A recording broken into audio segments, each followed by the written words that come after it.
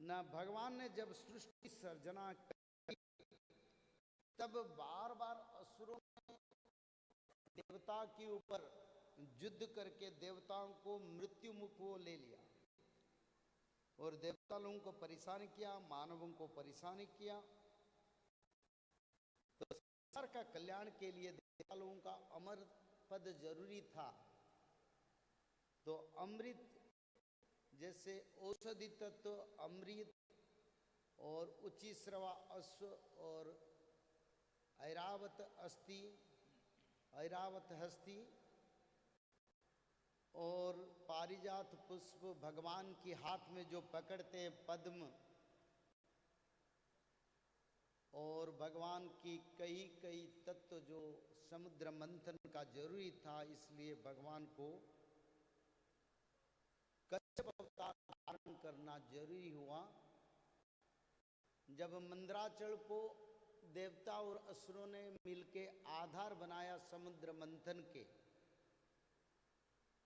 मंदराचल का धरती पर नहीं था, इसलिए मंदराचल पाताल को चल गया। तो देवता असुरों ने भगवान को बोले, प्रभु इसका निदान करो और आप चाहने से कुछ भी हो सकता है। तो प्रभु ब्रह्मांड के प्रभु भगवान महाविष्णु कच्छप अवतार धारण करके समुद्र मंथन के माध्यम से सारा सृष्टि का कल्याण किया और उसी से प्रभु का कच्छप धारण करें। और कच्छप अवतार में प्रभु जिस समय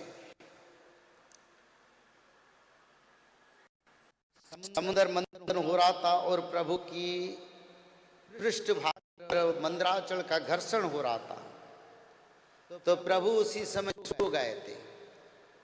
पृष्ठे भ्राम्य दमंद गिरी ग्रावाग्र कुंडायना निद्राल कमठ कृते श्वास नीड़ा पंतु वह जत संस्कार कलानुवर्तन वसाद बेरानी बेसांग भसांग जातायत मतिन्द्रियं जड़नीदे अद्यापि विश्रामयति।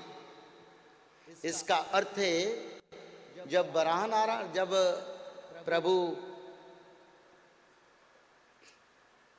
कच्छप रूप धारण करे तब समुद्र मंथन ये प्रभु के पृष्ठ पर मंदराचल का घर्षण हुआ। प्रभु आनंद में सो गए और उसी समय प्रभु की श्वास प्रश्वास से समुद्र में लहरियां आना शुरू हो गया। और इसका कारण आज भी समुद्र में लहरियां आ रहा है। तो प्रेम से अंधिकवार हरी हरी। और इसका भी एक प्रमाण है। आप देखिए, भारत महासागर अरब महासागर को छोड़े सबसे ज्यादा लहरियां आता है भारत महासागर में, थोड़ा कम अरब महासागर आता है। दूसरा महासागर में लहरियां इतना कुछ नहीं है। इसका कारण भारत महासागर में ही समुद्र मंथन का ये प्रभु का स्थिति शायद कुछ हुआ, इसलिए समुद्र में लहरियां आता है।